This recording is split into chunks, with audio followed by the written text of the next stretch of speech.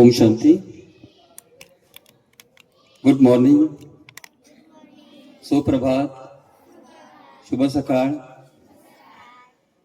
धन्यवाद. आदरणीय व्यासपीठावर विराजमान आदरणीय प्राचार्य सर, राजयोग सेवा केंद्राच्या सहसंचालिका आदरणीय खुशी दीदी, त्या समेत आलेले माझे सेवासाथी श्री ब्रह्मकुमार रवींद्र कटारेजी, श्री ब्रह्मकुमार रवींद्र मेहत्रेजी, आणि त्याचबरोबर सेवानिवृत्त शिक्षिका सौ निर्मला प्रधान मॅडम, सौ कमल भुजाडे मॅडम, आणि आपण जमलेले सर्व शिक्षक वृंद आणि सर्व माझ्या छोट्याशा बंधू आणि भगिनींनो, आज आपल्याकडे हे नशामुक्ती अभियान आलेलं आहे. ब्रह्मकुमारी विद्यालयातील काही श्वेत वस्त्रधारी साधक आपल्या खांद्यावर एक असा हिरवा पट्टा घेऊन एक तुम्हा सर्वांना एक संदेश देण्यासाठी आलेले आहेत. आणि हा एक आपल्या सर्वांच्या जीवनातला एक महत्त्वाचा संदेश. हे अभियान फक्त आपल्या तालुक्यापुरतं नाही, महाराष्ट्रापुरतं नाही, तर हे अभियान संपूर्ण भारतभर चालू आहे. देशव्यापी बनलेलं हे अभियान. प्रजापिता ब्रह्मकुमारी ईश्वरीय विश्वविद्यालय दरवर्षी 25 ऑगस्ट हा दिवस ह्या विद्यालयाच्या पूर्व प्रशासिका दादी प्रकाश मणीजी यांच्या स्मृती दिवसाच्या निमित्तानं वेगवेगळे उपक्रम घेत असतं. मागील वर्षी या विद्यालयानं या 25 ऑगस्ट या दिवसाच्या निमित्तानं संपूर्ण भारतभर एकाच दिवशी आणि एकाच वेळी रक्तदान शिबिर घेतलं होतं सर. 1 लाख युनिट रक्त हे समाजाला बहाल केलं. याही वर्षी असाच काही एक संकल्प आला की या देशामध्ये नशा, त्याला आपण म्हणतो व्यसनाचं प्रमाण दिवसेंदिवस वाढत आहे. तर आपण व्यसनमुक्ती अभियान काढूया, नशामुक्ती अभियान काढूया. आणि हा संकल्प घेऊन हे विद्यालय भारत सरकारकडे गेलं. आणि ही जी मागणी आहे आदरणीय पंतप्रधान नरेंद्र मोदी साहेबांनी 3 ऑगस्ट रोजी मान्य करून याचं उद्घाटन केलं. आणि त्यांनी सांगितलं की भारत सरकार तुमच्या बरोबर आहे आणि तुम्ही हे अभियान या देशामधील छोट्यांपासून तर मोठ्यापर्यंत सरकारी कार्यालय असो किंवा खाजगी असो, पतसंस्था असो, सगळ्यापर्यंत राबवण्याचं काम हे भारत सरकारनं ही जबाबदारी आमच्यावर सोपवलेली आहे. याचं कारण एकच की या विद्यालयामध्ये येणारे सर्व साधक हे पूर्णपणे निर्व्यसनी आहेत. आणि जे आपल्यामध्ये आहे ते दुसऱ्यांना आपण तेव्हाच सांगू शकतो की ज्या वेळेस आपल्यामध्ये ती गोष्ट नाहीये. आत्मविश्वासाने आणि ठामपणे आपण त्यावेळेस दुसऱ्यांना सांगू शकतो की ती गोष्ट आपण करतच नाही.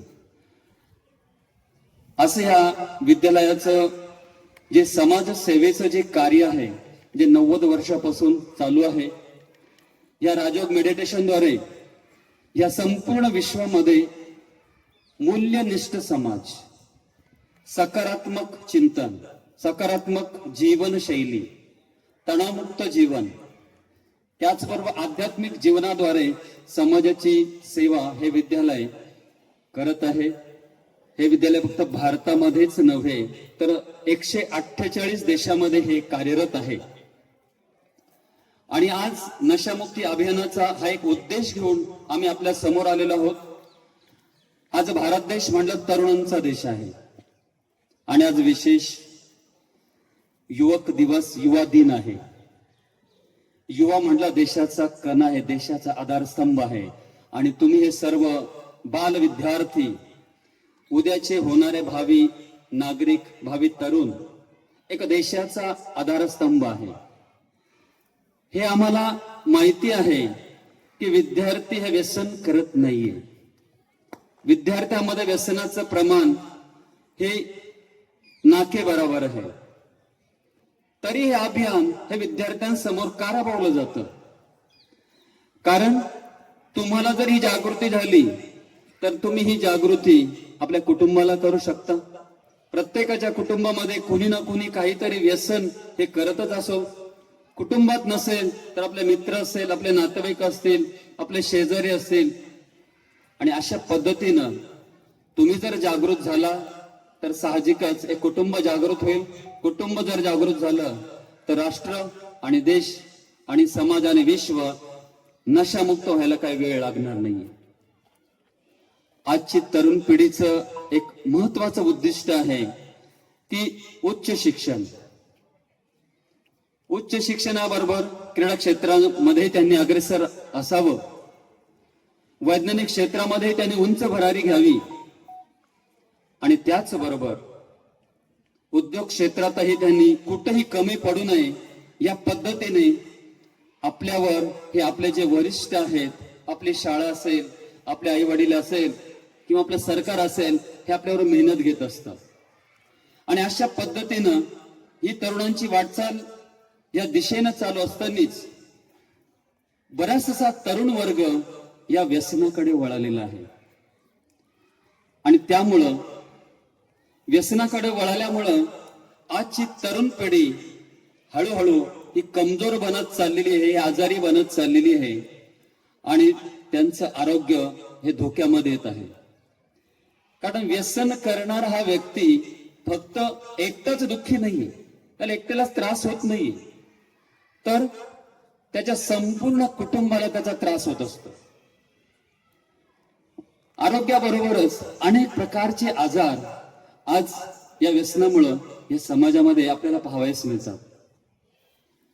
त्याचबरोबर या व्यसनाने एकाग्रता भंग होते, तुमची स्मरणशक्ती कमी होते, तुमची निर्णय शक्ती ही कमी होते. अशा पद्धतीने या व्यसनांचा या शरीरावर अतोनात परिणाम होत असतो. आणि म्हणून भारत सरकारला आणि ब्रह्मकुमारी विद्यालयानं हे ठरवलं की आपण नशामुक्त अभियान जर काढलं आणि प्रत्येक शाळेमध्ये जाऊन या छोट्या छोट्या मुलांना जागृत केलं तर भविष्यामध्ये त्यांच्या पुढे अनेक प्रसंग येणारे, अनेक चॅलेंजेस येणारे, अनेक कॉम्पिटिशन त्यांच्या समोर राहणार आहे. आणि ह्या आलेल्या परिस्थितीला तोंड देण्यासाठी त्यांच्यामध्ये मनोबल पाहिजे, त्यांच्यामध्ये आत्मिक शक्ती पाहिजे. आणि त्यासाठी आपल्याला सशक्त करण्यासाठी हे अभियान आज आपल्या शाळेमध्ये येऊन दाखल झालेलं आहे. याची सुरुवात 6 ऑगस्ट आणि याची सांगता 20 ऑगस्ट या दिवशी होणार आहे. आणि हा पंधरवडा संपूर्ण देशभर हे अभियान चाललेलं आहे. तुम्हाला छोटस सांगायचं मला वाटतंय की व्यसन म्हणजे काय. व्यसन म्हणजे जी गोष्ट आपण एकदा करतो, दोनदा करतो आणि तिसऱ्यांदा जर केली तर हळूहळू ती गोष्ट बार बार आपण ती करतो. आणि बार बार अनेक वेळा जर ती गोष्ट केली तर आपला जो ब्रेन आहे तो त्या गोष्टीची मागणी करत असतो. त्यावेळेला त्या समयाला ऑटोमॅटिक त्या गोष्टीची आपला जो मेंदू आहे ती मागणी करत असतो. मग सकाळी उठल्यानंतर प्रत्येकाला काय आठवतं? त्याच्यानंतर सकाळी उठल्यानंतर चहा. कोणाला कोणाला आठवण होते चहाची? म्हणजे आपल्या ब्रेनला ती सवय झालेली आहे. सकाळी उठल्यानंतर आपण थोडं प्रातःविधी स्नान वगैरे केल्यानंतर चहा पाहिजे, असं त्या व्यसनी व्यक्तीचं असतं. ठराविक वेळेसाठी ठराविक काळात त्या गोष्टीची त्याला आठवण होते आणि त्यालाच व्यसन म्हणायचं. इच्छा नसतानाही आपण ती गोष्ट करतो, म्हणजे आपण त्या व्यसनाचे गुलाम आहोत. व्यसन अनेक प्रकारचं आहे. दारू आहे, बिडी आहे, तंबाखू आहे, त्याच्यानंतर सिगारेट आहे, मावा आहे, गुटखा आहे आणि आता नवीन निघालेला एक मोबाईल, डिजिटल व्यसन आहे. हे सुद्धा काय आहे? व्यसन आहे. त्याच्याशिवाय व्यक्ती राहू शकत नाही. प्रत्येकाच्या खिशामध्ये, प्रत्येकाच्या पर्समध्ये, प्रत्येकाच्या बॅगमध्ये हा मोबाईल आहे. आता ही छोटीशी एक गायछापची पुडी आहे. गायछापची पुडी कोणी कोणी पाहिली? अरे वा, सर्वांनी पाहिली. गायछापच्या पुडीवर काय काय लिहिलेलं असतं? गायछापच्या पुडीवर लिहिलेलं असतं, तंबाखू खाल्ल्याने कॅन्सर होतो. सिगारेटच्या पाकिटवर तेच लिहिलेलं असतं, सिगारेट हे आरोग्यास हानिकारक आहे. पाकिटवर नाही तर एका त्या सिगारेटवर, त्या कांडीवर लिहिलेलं असतं, धूम्रपान करणं मना आहे. तरी सुद्धा व्यक्ती त्याच्या अधीन आहे.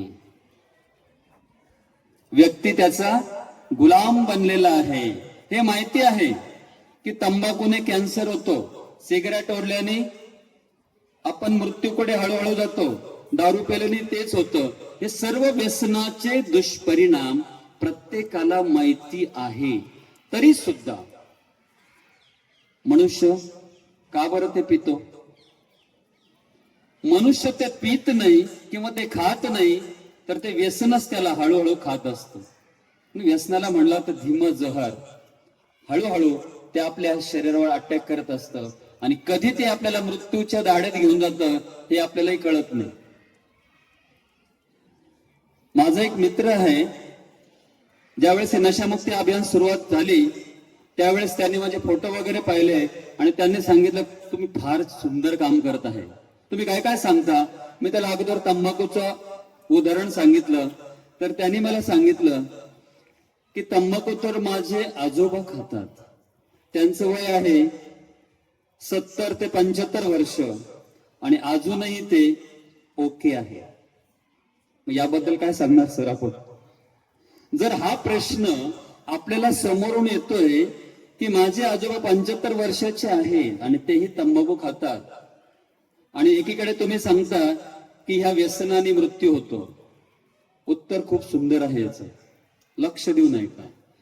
जर आपल्या आजोबाचा जन्म हा जर समजा ते जर 75 वर्षाचे आहे, म्हणजे त्यांचा जन्म स्वातंत्र्यपूर्व काळात आसपासच झालेला असेल ना, 45-50, 1950, 1945 ह्या दरम्यान झालेला असेल, त्यावेळेस आपल्याला जे अन्नधान्य मिळत होतं, आपलं जे निसर्ग होतं, ते सर्व सुखदायी होतं. आपल्याला जे अन्नधान्य, जो भाजीपाला, जी फळे मिळत होती, ती नैसर्गिक रीतीने पिकवलेली, नैसर्गिक रीतीने त्याचं जतन केलेलं, ते उगवलेलं, ते आपल्याला मिळत होतं. कारण त्या काळी जी शेती केली जायची ती फक्त सेंद्रिय शेती होती आणि नैसर्गिक शेती होती. 1965 साली हरित क्रांती झाली, श्वेत क्रांती झाली आणि तिथून पुढं हे रासायनिक खत, हे केमिकल हे आपल्या भारतामध्ये आले. तोपर्यंत कुठल्याही प्रकारचं युरिया असेल, DAP असेल, महाधन असेल किंवा 10-26-26 असेल किंवा कुठलंही पेस्टिसाइड जे कीटकनाशक आहे, बाजारामध्ये तुम्ही जर गेले ना, सगळ्यात फ्रेश, सगळ्यात टवटवीत आणि सगळ्यात सुंदर जी भाजी असेल ना, तीच आपल्याला आवडते आणि सगळ्यात जास्त फवारा त्याच्यावरच मारलेला असतो. आणि असं हे अन्नधान्य आपण रोज खातो, असं हा भाजीपाला आपण रोज खातो आणि त्याच्यामुळं हळूहळू आपली जी प्रतिकार शक्ती आहे, आपले आरोग्य धोक्यात चाललेलं आहे. म्हणजे एकीकडे आपलं शरीर अगोदरच कमकुवत आहे आणि त्याही दृष्टिकोनातून जर आपण व्यसन जर केलं तर अजूनच आपलं आरोग्य काय होतं, धोक्यामध्ये जातं.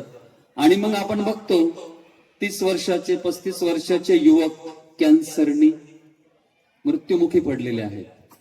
जास्त उदाहरण नाही, राहुरीतले आमचे काही नातेवाईकच 32 वर्षाचे आमचे नातेवाईक होते सर, गुटखा तंबाखू हे खात होते, मावा खात होते. त्यांना आम्ही अनेक वेळा सांगितलं की बाबा रे तुम्ही खाऊ नका. व्यसनी लोकांचं एक उत्तर असतं बघा, अहो मरायचंच एक दिवस. चांगले लोक मरतात, व्यसन करणारे मरतात, व्यसन न करणारे सुद्धा मरतात. हे व्यसनी लोकांचं काय असतं, बोलणं असतं, उदाहरण असतं. मला हे सांगायचंय, ठीक आहे मरायचं तर सगळ्यांनाच आहे. या सृष्टीवर श्रीरामाने जन्म घेतला, हे मृत्यू लोक आहेत त्यांनाही एक दिवस जावं लागलं, श्रीकृष्णालाही जावं लागलं. आपल्याला एक दिवस जायचं आहे, पण जाताना आपण चांगल्या पद्धतीने जा. मुंबईला टाटा मेमोरियल हॉस्पिटल आहे कॅन्सरचं. ज्यावेळेस कधीतरी तुम्ही युट्यूबवर सर्च करा किंवा तिथं कोणी जर गेले तर पहा, सगळे कॅन्सरचे पेशंट असतात. फार कमी वयाचे 15, 20, 25, 30, 35 वर्षाचे युवक युवती तिथे असतात. आणि त्यांना विचारा हे व्यसन काय आहे. ज्यावेळेस ऑपरेशन होतं त्यावेळेस त्यांना तोंडाचा जर माउथ कॅन्सर झाला तर इथं चिरलेलं असतं, गळ्याला चिरलेलं असतं, कुठं तोंडाला चिरलेलं असतं. ऑपरेशन छोटसच असतं, परंतु त्यांना भोजन घेण्यासाठी एक छोटीशी नळी असते. ती नळी आतमध्ये घातलेली असते आणि त्यावेळेस त्यांना अनेक प्रकारचे इंजेक्शन, अनेक प्रकारचे केमो हे देतात आणि ते शरीरावर खूप खूप आणि खूप परिणाम करतात. त्यावेळेस त्यांना विचारा व्यसन केलं पाहिजे की नाही केलं पाहिजे. कारण व्यसन करणारा व्यक्ती जोपर्यंत काही होत नाही ना तोपर्यंत एकदम मजेशीर. मी अनेक अशा व्यक्ती पाहिलेल्या आहे, तंबाखूची पुडी अशी काढतात, इतक्या स्टाईल मध्ये काढतात ते की असं वाटतं कोण आमदार खासदारच आहे. ते काढणार, ते हळूहळू ती पुडी दोन्ही बोटाच्या याच्यामध्ये धरणार, मग ती चुना पुढे हळूच काढणार, मग ती स्टाईल, आणि मग ती चोळता चोळता गप्पा मारणार इकडल्या तिकडल्या ट्रम्पच्या अनेक अशा पद्धतीने. असं वाटतं की खूप मोठा हा विद्वान पंडित आहे, खूप मोठं काहीतरी कार्य करू राहिलेलं आहे. कारण व्यसनाला एक स्टाईल, एक मजा आपण समजतो. कधी कधी टीव्हीवर ऍड येतात बघा, मोबाईलवर पण ऍड येतात. त्या ती विमल गुटकेची ऍड आहे बघा. कोणते हिरो आहे त्याच्यामध्ये? अजून कोणते हिरो आहे? Very good. म्हणजे बरंच माहिती आहे तुम्हाला, व्यसनांची कमीत कमी नॉलेज आहे. आणि तो कोणता गुटखा आहे? विमल गुटखा आहे. त्याच्यामध्ये सांगितलं जातं दाने दाने पे केसर है. नीट लक्षात आहे का बरं का मुलांना? तुम्ही खात नाही मला माहितीये, परंतु एक नॉलेज म्हणून तुम्हाला सांगतो, दाने दाने पे केसर है. तुम्ही आपल्या घरच्या आईवडिलांना विचारा किंवा शिक्षकांना विचारा, केसरची, किंवा मॅडमला विचारा एखाद्या, केसरची 1 ग्रॅमची डबी केवढ्याला आहे? कमीत कमी ओरिजिनल केसर येतं 500 रुपयाला 1 ग्रॅम केसर. आणि तुम्ही विचार करते विमलची जी पुडी आहे त्याच्यामध्ये जी गुटखा आहे तो कमीत कमी 5-10 ग्रॅम तर असेल. दाणे दाणे मध्ये केसर जर असेल तर ती पुडी केवढ्याला पाहिजे? ती पुडी आहे 5 ते 10 रुपयाला. म्हणजे हे जे आहे खोटी जाहिरात, खोटं विज्ञापन. आमच्या ब्रह्मकुमारी विद्यालयातले काही साधक हे शाहरुख खान आणि यांना सर्वांना भेटले आणि त्यांना सांगितलं खरोखरच ही 8-9 रुपयाची तुम्ही पुडी खाता, एवढे तुम्ही कोट्याधीश आहात आणि 8-9 रुपयाची पुडी तुम्ही खाता? त्याने एका शब्दात सांगितलं, आम्ही ही खात नाही. किंवा जेही जाहिरात आपण टीव्हीवर बघतो ना, जे ऍड बघतो ना, जे स्मोकिंग असेल, ड्रिंक्स असेल, अनेक प्रकारचे व्यसनं असेल, तर हे हिरो हिरोईन फक्त एक अँबॅसिडर आहे त्याचे. त्यांना त्याचा कोट्यानी पैसा भेटतो. ते आपल्या जीवनामध्ये हे कुठल्याही प्रकारचं व्यसन करत नाही. आणि त्यांना बघून आपण त्या व्यसनाची काय होतो? आहारी जातो. म्हणून व्यसन म्हणजे एक गुलामगिरी आहे. व्यसन म्हणजे साक्षात मृत्यू आहे. एक वैज्ञानिक होता आणि त्या वैज्ञानिकाने ठरवलं की एक पिणारा व्यक्ती होता, हा एक रिसर्च आहे. त्या पिणाऱ्या व्यक्तीला बोलवलं आणि सांगितलं, बाबा रे आता तुला दारू सोडायची आहे तर मी तुझ्या पुढे काहीतरी एक्सपेरिमेंट करतो. त्यांनी दोन ग्लास घेतले, एका ग्लासमध्ये दारू टाकली आणि एका ग्लासमध्ये पाणी टाकलं. आणि दोन्ही ग्लासमध्ये त्यांनी काही किडे आणलेले होते, किडे जंतू वगैरे, आणि ते त्याच्यामध्ये टाकले. तर जे दारूच्या ग्लासमध्ये जे किडे टाकले ते काही क्षणात, मिनिटही नाही, काही क्षणात ती मरण पावली. म्हणजे पाण्याच्या ग्लासमध्ये जे किडे टाकले होते त्यांचं काय झालं असेल? ते मेले असतील की नसतील मेले? ते नाही मेले, कारण पाण्यात काही केमिकलच नाही. पाणी शुद्ध आहे.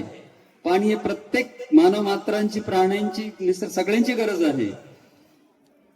आणि जे दारूमध्ये किडे टाकलेले ते मरून गेले. मग त्या वैज्ञानिकांनी विचारलं, हे बघा, ही किडे काही क्षणात जर मृत्युमुखी पडत आहेत तर हीच दारू ज्यावेळेस तुम्ही तुमच्या शरीरामध्ये तुमच्या पोटामध्ये टाकता, तुमच्या पोटामध्ये छोट्या छोट्या नसा आहेत, छोटे छोटे अवयव आहेत, छोटी छोटी आतडी आहेत, सूक्ष्म आहे किती, त्याच्यावर किती परिणाम होत असेल. तर त्या पिणाऱ्याचं उत्तर काय होतं माहिती? त्या पिणाऱ्याचं उत्तर होतं की अहो सर, आम्ही दारू का पितो? कारण आमच्या पोटामध्ये खूप किडे जंत आहे, ते मारण्यासाठी आम्ही दारू पितो. विनोदाचा भाग जर आपण बाजूला ठेवला तर पिणारा व्यक्ती त्या व्यसनाच्या अधीन झालेला असतो की तो त्या व्यसनाला सोडू शकत नाही. कारण मेंदू त्यावेळेस ती गोष्ट त्याला वारंवार मागत असतो, ती सवय ही आपणच लावलेली असते. म्हणून ज्या वेळेस आपल्या मनाची शक्ती कमी होते आणि आपल्या पुढे चॅलेंजेस येतात, काही व्यसनी लोक सांगतात, सर तुम्हाला काय, तुम्ही 2 मिनिटाचं भाषण करून निघून जाताल, पण आम्हाला खूप टेन्शन आहे, आम्हाला बॉसचं टेन्शन आहे, आम्हाला घरचं टेन्शन आहे, आम्हाला परिवाराचं टेन्शन आहे.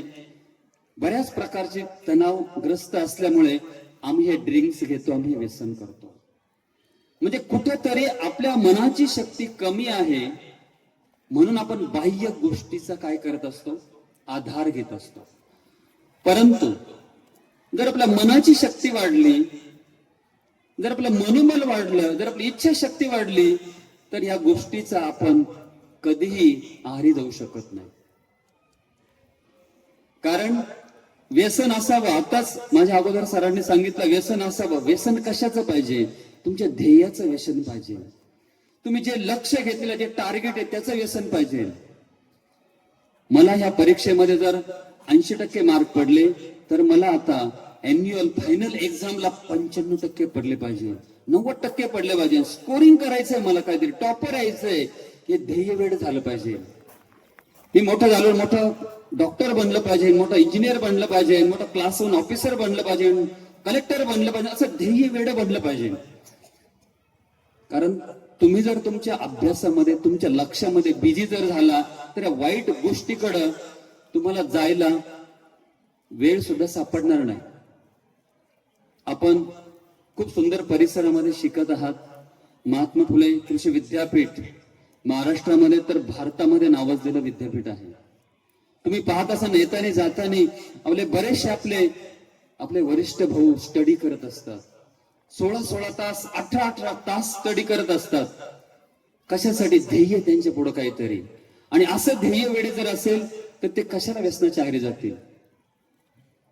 तर असं ध्येय वेड होऊन जर तुम्ही जगलात तर व्यसनापासून तुम्ही खरोखरच दूर राहणार. आणि लास्ट जे डिजिटल व्यसन आहे ते थोडक्यात सांगणार आहे. आज प्रत्येकाकडं हा मोबाईल आहे आणि मोबाईल तेवढा आवश्यक आहे, कारण प्रत्येक गोष्ट आपल्याला मोबाईलवर मिळते. प्रत्येक गव्हर्नमेंटचा मेसेज असो, आपल्या शाळेचा मेसेज असो, किंवा कुठलाही महत्वाचा मेसेज, नोटिफिकेशन हे मोबाईलवर येत असतं. आणि हळूहळू व्यक्ती त्याच्या एवढा अधीन झालेला आहे, एक क्लिक वाजलं तर आपलं लक्ष तिथं जातं आणि ती क्लिक काय आहे, तो मेसेज काय आहे ते बघण्यासाठी आपण मोबाईल हातात घेतो.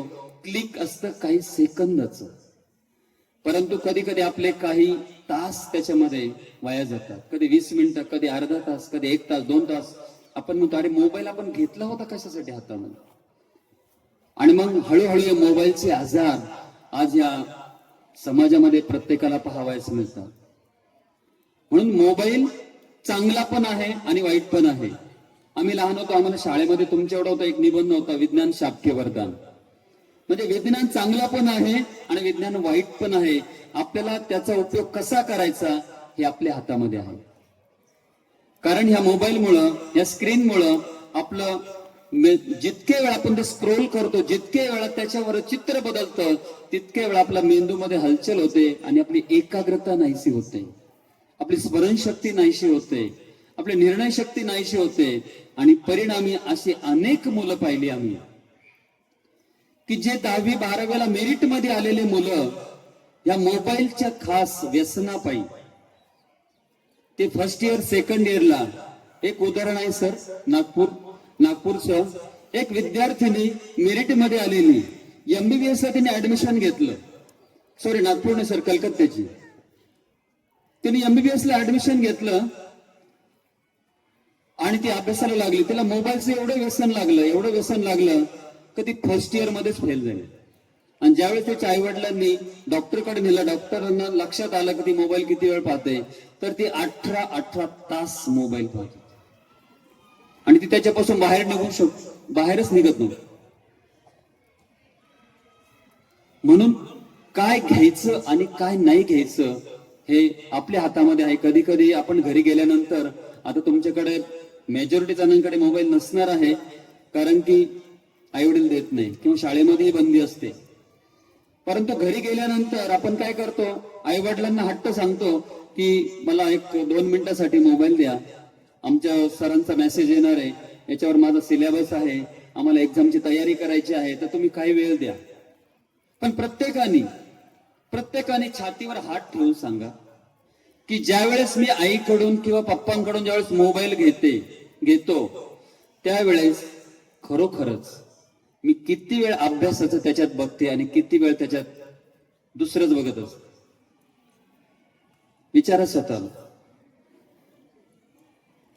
आणि अशा पद्धतीने आपला हा बराच असा वेळ त्याच्यामध्ये जातो आणि परिणामी आपला रिझल्ट हा कमी येतो. दुसरं एक उदाहरण आता ते मी न्यूज मध्ये बघितलं.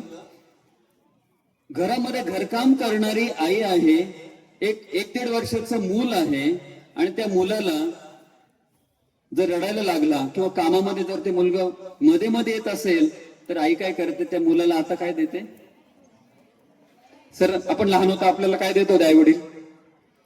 खेळणी द्यायची, खाऊ द्यायचे, किंवा जत्रेमध्ये आम्ही सांगायचो आम्हाला ते ट्रॅक्टर आणा, ते JCB आणा, ते असं आणा. ते त्याला चावी होती का नव्हती, कधी कधी आम्ही असं त्याला दोरा लावून ओढायचो. ते दिवस फार वेगळे होते. पण आज आई वडीलच मुलांना मोबाईल देतात आणि मग ज्या वेळेस ते मुलगा हळूहळू मोबाईलच्या खेळण्यामध्ये मोठं होऊन जातं आणि ज्यावेळेस ते शाळेमध्ये जातं, शाळेमध्ये गेल्यानंतर त्याला एवढं त्या मोबाईलच्या अधीन होतं आणि मग परिणामी त्याचं शाळेमध्ये लक्ष लागत नाही आणि शाळेमध्ये त्याचं रिझल्ट चांगलं येत नाही.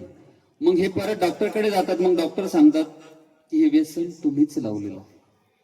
आणि बरेचसे मुलं मोबाईल खेळत असताना आई वडिलांनी मोबाईल हिसकून घेतला, मोठ्या भावाने मोबाईल हिसकून घेतला म्हणून राग येऊन घरामध्ये भांडणही होतात. परिणामी काही जणांनी तर आई वडिलांना सुद्धा मारलेलं आहे. तर अशा प्रकारचं हे डिजिटल व्यसन आपल्याला सर्वांना लागलेलं आहे. आम्ही सर्वजण ब्रह्मकुमारी विद्यालयामधील साधक आणि भारत सरकार हे नशामुक्ती अभियान आपल्याकडे घेऊन आलेलो आहोत. जे अगोदरचं जे व्यसन आहे ते कोणालाही नसणार आहे, कारण तुम्ही विद्यार्थी आहात. परंतु भविष्य काळामध्ये आपल्याला हे व्यसन करायचं नाही. आणि आपल्या घरात कुणी जर असेल तर प्रत्येकाने ही प्रतिज्ञा घ्यायची आहे. याच्यानंतर प्रतिज्ञा घेणार आहे नशा मुक्तीच्या, की मी कमीत कमी 5 व्यक्तींना नशा मुक्त होण्यासाठी प्रेरित करणार आहे. आपल्या नोटीस बोर्डवर, शाळेच्या नोटीस बोर्डवर एक छोटस आम्ही हे लावणार आहे, स्टिकर लावणार आहे. त्याच्यामध्ये QR कोड आहे. तो QR कोड तुम्ही स्कॅन केला तर याचा अर्थ असा होतो की मी आज नशा मुक्तीची शपथ घेतलेली आहे आणि माझ्या पुढील आयुष्यात मरेपर्यंत मी व्यसनाला हात लावणार नाही आणि माझ्या संपर्कामध्ये येणाऱ्या प्रत्येक व्यक्तीला मी नशेपासून मुक्त करणार आहे. तर असं हे नशामुक्तीसाठी जो व्यसनी व्यक्ती आहे तो गुलाम झालेला आहे आणि त्याला त्याच्यातून काढायचंय. प्रत्येकाला वाटतं की मला नशा करायचा नाहीये, परंतु तो अधीन आहे. मग त्याच्यासाठी मनाची शक्ती कशी वाढेल, मनाची एकाग्रता कशी वाढेल?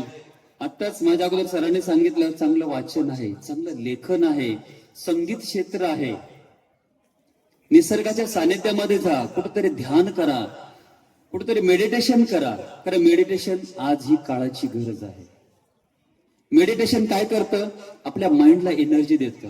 ज्या पद्धतीने शरीर आहे दिवसभर वर्क करतं, काम करतं आणि ते थकल्यानंतर संध्याकाळी ज्यावेळेस तुम्ही झोपता, सकाळी उठल्यानंतर 5 तास 6 तास ज्यावेळेस झोप होते, उठल्यानंतर तुम्हाला फ्रेश वाटतं की नाही?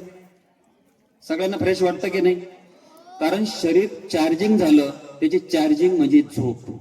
झोपले नाही तर तुम्हाला काय वाटतं? थोडा थकवा आहे, थोडी कमजोरी आहे. म्हणजे शरीराची चार्जिंग म्हणजे झोप आहे. प्रत्येकाकडे मोबाईल आहे, मोबाईल डिस्चार्ज झाला, काय करते प्रत्येक जण? त्याला चार्जिंग करतात. किती महागडा मोबाईल असेल, आयफोन असेल, ऍपल असेल, परंतु तो जर डिस्चार्ज झाला तर तुम्ही त्याच्यावर कुठले वर्क करू शकत नाही, काही बघू शकत नाही, कॉन्टॅक्ट करू शकत नाही. पण फक्त अर्धा तास तुम्ही त्याला चार्जिंग करता आणि चार्जिंग केल्यानंतर तो काय होतो? परत काम देऊ शकतो. त्या पद्धतीने तुम्ही हा कधी विचार केला का?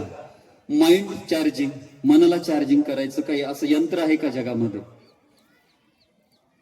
मनाला चार्जिंग तुम्ही कधी केलं का? कारण सगळ्या गोष्टी आपल्याकडे आहे, तरी कधी कधी आपण काय म्हणतो? मला खूप बोर झालंय, मला खूप टेन्शन येतंय. सगळ्या गोष्टी, बाह्य गोष्टी, सुख सुविधाच्या आपल्याकडे असताना सुद्धा ही गोष्ट आपण म्हणतो, कधी कधी मला उदास आहे, कधी मला भीती वाटते, कधी कधी मला तणाव वाटतो, कधी कधी दुःख आहे, कधी अशांती आहे. तर याच्यासाठी चार्जिंग आहे मेडिटेशन. आणि मेडिटेशन म्हणजे कुठल्याही धर्माचा प्रसार नाहीये, रिलॅक्सेशन. माइंडला तुम्ही काही काळ फक्त सायलेन्स करा. जेवढं मन सायलेन्स होईल तेवढं तुम्ही परत रिचार्ज होणार. कारण मनामध्ये कंटिन्यू 2 प्रकारचे विचार चालू असतात, निगेटिव्ह आणि पॉझिटिव्ह. निगेटिव्ह विचार तुमच्या बॉडीला, तुमच्या मनाला कमकुवत करतं आणि पॉझिटिव्ह विचार हे शरीराला शक्तिशाली बनवतात. तर ब्रह्मकुमारी विद्यालयामध्ये एक राजयोग शिकवला जातो आणि या राजयोगाच्या माध्यमाद्वारे ज्यांनी ज्यांनी अनुभव केले, सर हा वैज्ञानिक रिसर्च आहे, 1 महिना ज्यांनी राजयोगाचा फक्त जीवनामध्ये 1 तास अभ्यास केला, तर जो व्यसनी व्यक्ती आहे 1 महिनाभर ज्यांनी अभ्यास केला तर 64% लोक निर्व्यसनी बनले. 1 वर्ष ज्यांनी 1 वर्षभर नियमित राजयोगाचा अभ्यास केला, फक्त 1 तास मेडिटेशन केलं, तर 85% लोक निर्व्यसनी बनले. आणि 1 वर्षाच्या नंतर ज्यांनी अभ्यास केला ते पूर्णपणे निर्व्यसनी बनले. आणि ब्रह्मकुमारीमध्ये येणारे प्रत्येक साधक हा पूर्णपणे निर्व्यसनी आहे. कुठल्याही प्रकारचं त्याला व्यसन हा प्रकार नाही. कारण राजयोगा मेडिटेशन आपल्याला आत्मसन्मान करण्याचं शिकवतं. आत्मसन्मान आला म्हणजे आत्मविश्वास वाढतो, आत्मविश्वास आला म्हणजे आत्मनियंत्रण होतं. आणि ज्याचं आपल्यावर नियंत्रण आहे तो कुठलीही चुकीची गोष्ट करू शकत नाही आणि त्याचा प्रत्येक गोष्टीत हा विजय निश्चित ठरलेला आहे. तर अशा पद्धतीने प्रत्येकाने जीवनामध्ये कुठलाही तुमचा देव असेल, कुठलाही तुमचा इष्ट असेल, तुम्ही कोणालाही मानत असेल, भले कोणाला मानत नसेल तर निसर्गाला कोणीतरी मानत असेल, असं त्याला स्मरून तुम्ही जर सकाळी सकाळी उठल्यानंतर फक्त 10 मिनिटं जर सायलेन्स बसले आणि चांगले विचार केले तर तुमची बॉडी पूर्णपणे एनर्जेटिक होते. आणि एनर्जेटिक झालेली बॉडी दिवसभर तुम्ही फ्रेश आणि ताजे राहता. तर अशा पद्धतीनं संपूर्ण विश्वाला जागृत करण्यासाठी हे नशामुक्ती अभियान आज आपल्या शाळेमध्ये तुमच्या समोर आलेलं आहे. आणि तुमच्या सर्व विद्यार्थ्यांना एकच आम्ही संबोधन करीत आहेत की तुम्ही जरी व्यसन करत नसाल तर तुमच्या परिवाराला, तुमच्या मित्राला, तुमच्या शेजाऱ्यांना, तुमच्या नातेवाईकांना याची जरूर जागृती करून द्यावी, अशी मी सर्वांना आवाहन करतो आणि माझ्या वाणीला विराम देतो. ओम शांती. ओम.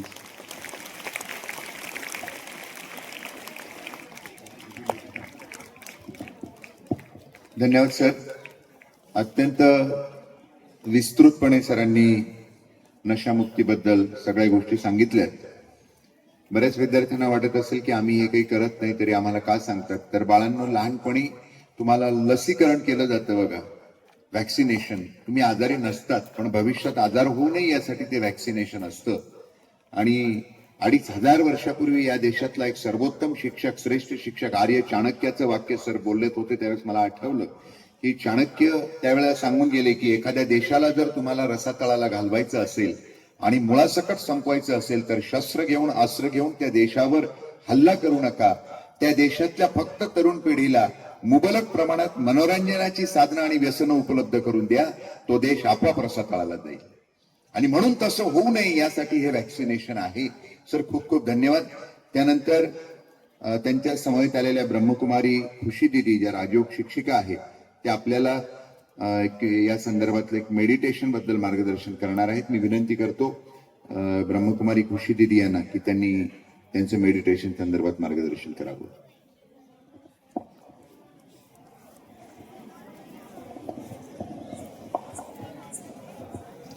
ओम शांति. सभी प्यार से बोलेंगे ओम शांति. ओम शांति. Good morning.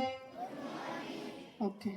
रिस्पेक्टेड प्रिंसिपल, हमारे सारे स्टाफ मेंबर, टीचर्स और सभी मेरे फ्रेंड्स, छोटे मोटे बड़े लंबे, सारे सभी को बहुत बहुत थैंक्स कि हमें यहाँ आप लोगों ने चांस दिया. हम आपको कुछ वैल्यूएबल नॉलेज दे सके. अब नॉलेज तो आप स्कूल में भी सुनते हैं, आपके टीचर्स वेल एजुकेटेड हैं कि आपको इतनी अच्छी शिक्षा देते हैं जो आप आगे आपका जीवन बना सके. परंतु ये कुछ अलग प्रकार की शिक्षा हम यहाँ आपके सामने लाए जो सर ने आपको बहुत अच्छी रीति से बताया. तो एक संकल्प, एक बहुत पावरफुल संकल्प हमको करना है कि हमको कोई भी प्रकार का व्यसन, एडिक्शन न करना है, न किसी को करने देना है.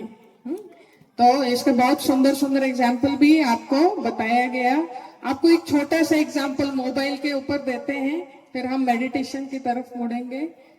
आपको ये बताना चाहते हैं कि अभी महाराष्ट्र की बात है, एक पुणे शहर की बात है. जब हम ये डिजिटल वेलनेस का ट्रेनिंग कर रहे थे तो हमको ये पता चला कि बहुत सारे पेरेंट्स परेशान हैं इसके कारण. तो एक पेरेंट थी, गार्डियन थी, उसने आके बताया कि मेरी कितने 2.5 years की बच्ची है, कितने 2.5 साल की एक बच्ची है. वो सवेरे उठते ही वो हाथों पे स्क्रोलिंग करती है. क्या करती है?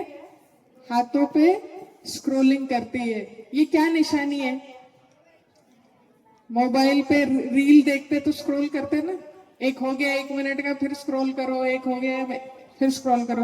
तो उसको इतनी आदत लग गई. अगर कोई व्यसनी व्यक्ति को आदत लग जाए तो कहाँ ले जाते हैं? व्यसन मुक्ति केंद्र में ले जाते हैं, रिहैबिलिटेशन सेंटर पर. तो ऐसे व्यक्ति को कहाँ ले जाना चाहिए?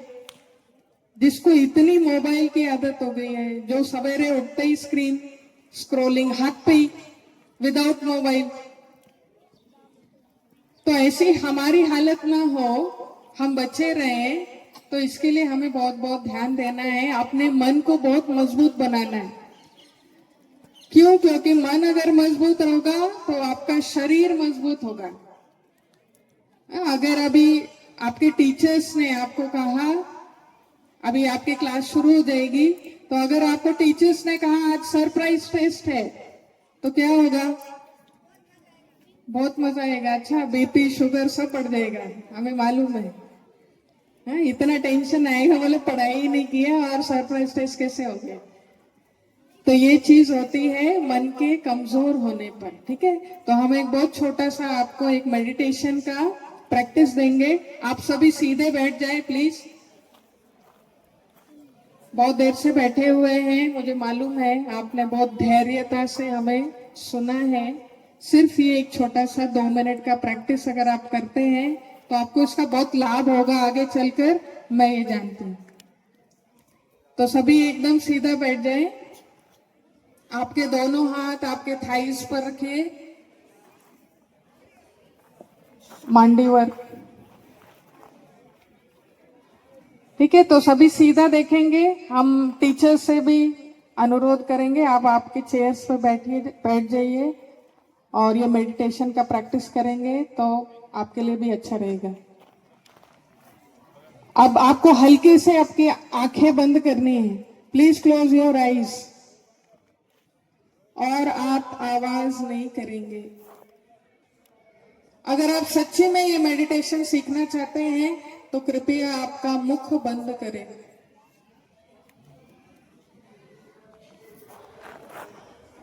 अब जैसे जैसे यहां से कमेंट्री होगी आपको उसे फील करना है।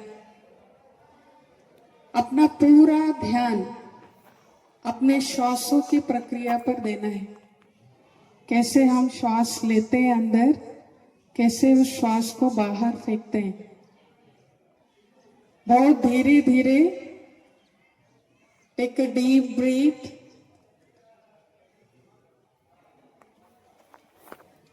और धीरे धीरे उस श्वास को बाहर फेंकना है। Again take a deep breath. जैसे जैसे मैं श्वासों को अंदर लेती हूं, इस प्रकृति की सारी सकारात्मक ऊर्जा मेरे शरीर में प्रवाहित होती है, फैल रही है। और जैसे मैं शरीर से श्वासों को बाहर फेंकती हूं तो एक नकारात्मक ऊर्जा मेरे शरीर से बाहर निकलती है। हर बार जब मैं इस प्रक्रिया को फॉलो करती हूं तो सकारात्मक ऊर्जा मेरे शरीर में फैलती जाती है। अब एक कृतज्ञता का भाव अपने मन में प्रकट करें। धन्यवाद का भाव। सबसे पहले धन्यवाद उस ईश्वर को दें, ऑलमाइटी गॉड को दें कि उन्होंने ये बहुत सुंदर सृष्टि रची है और इस सृष्टि पर मुझे पाठ बजाने के लिए नीचे भेजा है। दूसरा धन्यवाद अपने माता पिता को दें, जिन माता पिता के कारण आप इस स्कूल में पढ़ रहे हैं, आप इस दुनिया में आए हैं। वो माता पिता आपके लिए अपना तन मन धन सब लगाते हैं ताकि आप एक अच्छी शिक्षा प्राप्त करें, एक अच्छा जीवन बनाएं। तीसरा धन्यवाद स्कूल को, स्कूल के प्रिंसिपल सर को, हमारे सारे शिक्षकों को, हमारे फ्रेंड्स को कि जिन्होंने हमें स्कूल में शिक्षा प्रदान करने का अवसर दिया। हमारे पीछे इतनी मेहनत करते हैं कि हम पूरी अच्छी शिक्षा ले सकें। हर क्षण हमें मदद करने के लिए तत्पर रहते हैं। अगला धन्यवाद इस प्रकृति मां को दीजिए कि इस प्रकृति मां से हमें एक शुद्ध ऑक्सीजन मिलता है। हर बार वो निस्वार्थ भाव से हमें पूरी रीति से एक शुद्ध ऑक्सीजन देती है, एक शुद्ध आहार देती है। आप सभी अनुभव करें, हम सभी के मस्तक के बीच में, middle of the forehead, between the two eyebrows, एक छोटा सा सितारा चमक रहा है। जहां हम बिंदी लगाते हैं, तिलक लगाते हैं, बहुत छोटा सा पावरफुल, पीसफुल, लवफुल, बहुत सुंदर सितारा हमारे मस्तक में चमक रहा है। और मस्तक से वो सारी लव, पीस, हैप्पीनेस, प्यूरिटी, ये सारी एनर्जी हमारे शरीर में फैलती जा रही है। अब अंदर ही अंदर ये संकल्प करें, दृढ़ संकल्प करें कि कोई भी प्रकार का नशा, चाहे वो तंबाकू हो, चाहे वो बीड़ी हो, सिगरेट हो और डिजिटल हो, कोई भी प्रकार का एडिक्शन हम कभी भी नहीं करेंगे और ना ही किसी को करने देंगे। अब धीरे धीरे अपने दोनों हाथ सामने लेके आए, उसे रब करें। अब रब करते समय आपके पाम के बीच में जो एनर्जी क्रिएट हुई है उसे अपने पूरे फेस पर, अपने पूरे बॉडी में फैलाएंगे।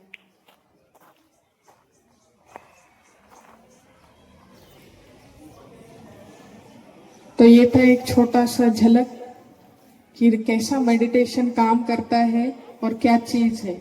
जैसे जैसे हमने मेडिटेशन किया, आप लोगों ने नोटिस किया होगा आपके मन के संकल्प कम कम होते गए। बहुत एकदम जीरो लेवल नहीं बोलेंगे हम लोग, परंतु धीरे धीरे कम होते गए। तो ये है जादू मेडिटेशन का।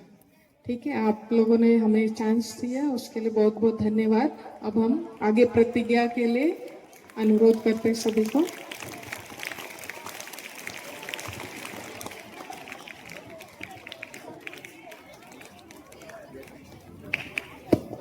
या ठिकाणी सेवानिवृत्त शिक्षिका निर्मला प्रधान मॅडम या ठिकाणी आल्यात. त्या आपल्या समोर प्रतिज्ञा या ठिकाणी आपल्याला सगळ्यांना प्रतिज्ञा देणार आहेत. विनंती करतो मॅडम आपण प्रतिज्ञा द्यावी.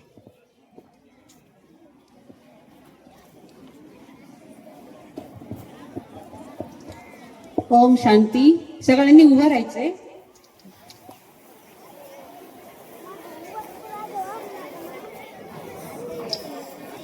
सावधान स्थितीत उभं राहायचं सगळ्यांनी.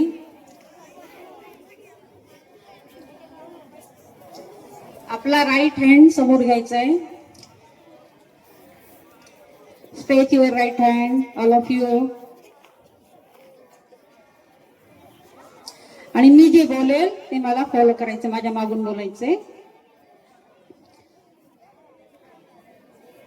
सावधान, हालचाल नकोय.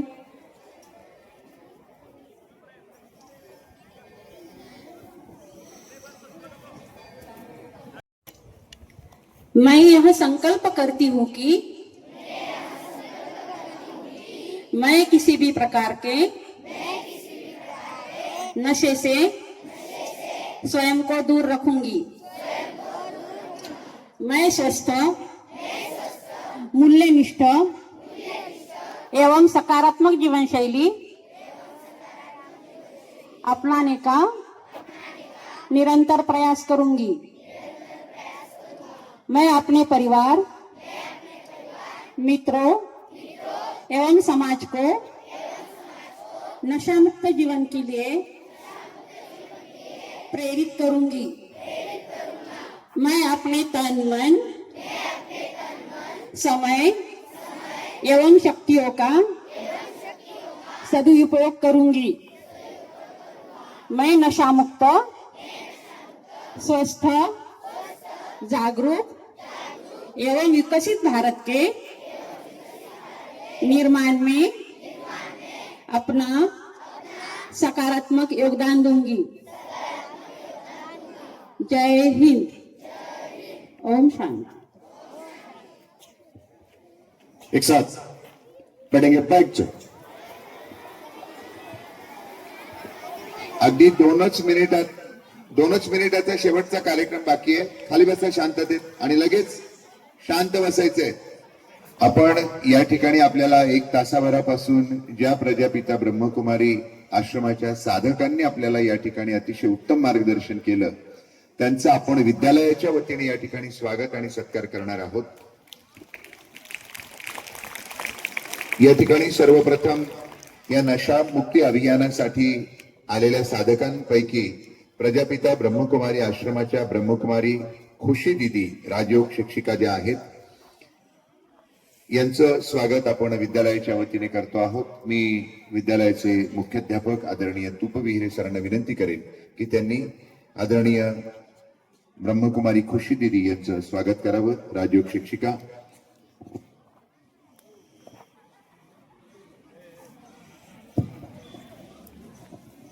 ब्रह्मकुमारी खुशी दिदी यांचं स्वागत. आढावाडे यांनी इकडे यावं.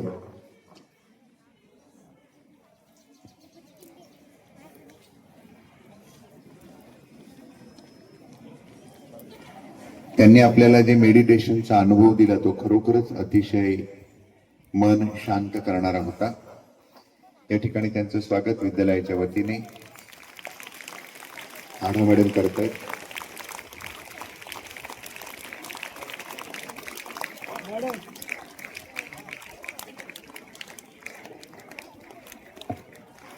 नलगे मॅडम आपण पण इकडे.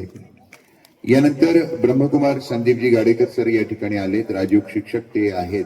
त्यांचं स्वागत विद्यालयाचे मुख्याध्यापक आदरणीय तुपविहिरे सर यांनी करावं अशी त्यांना विनंती करतो. ब्रह्मकुमार संदीप गाडेकर सर आपल्याला व्यसनमुक्तीबाबत अतिशय उत्तम आणि विस्तृत मार्गदर्शन त्यांनी केलं.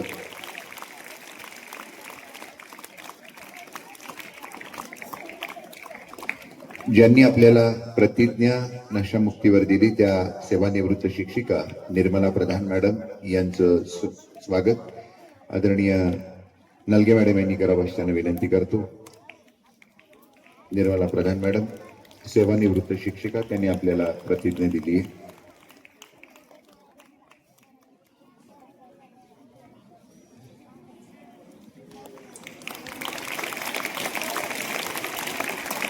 याबरोबरच त्यांच्या समवेत आलेल्या कमल भुजाडी मॅडमचं स्वागत विद्यालयाच्या ग्रंथपाल गावडे मॅडम अर्थातच भुजाडी मॅडम यांनीच करावं अशी त्यांना विनंती करतो.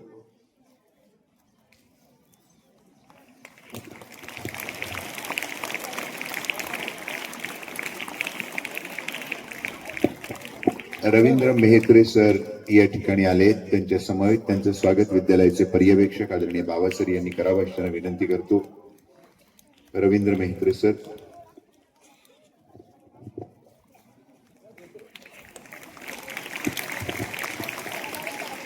त्याचबरोबर रवींद्र कटारे सर त्यांच्या समवेत आले. त्यांचं स्वागत विद्यालयाचे शिक्षक हलीम शेख सर यांनी करावं अशी त्यांना विनंती करतो. रवींद्र कटारे सर.